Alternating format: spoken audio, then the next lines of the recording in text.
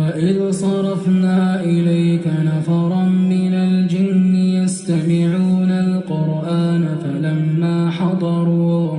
فلما حضروه قالوا أنصتوا فلما قضي ولوا إلى قومهم منذرين قالوا يا قومنا إنا سمعنا كتابا أنزل من بعد موسى مصدقا لما بين يديه يهدي إلى الحق وإلى طريق مستقيم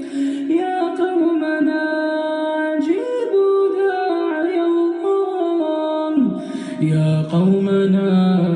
أجيبوا داعي الله أجيبوا داعي الله وآمنوا به يغفر لكم من ذنوبكم ويجركم من عذاب أليم.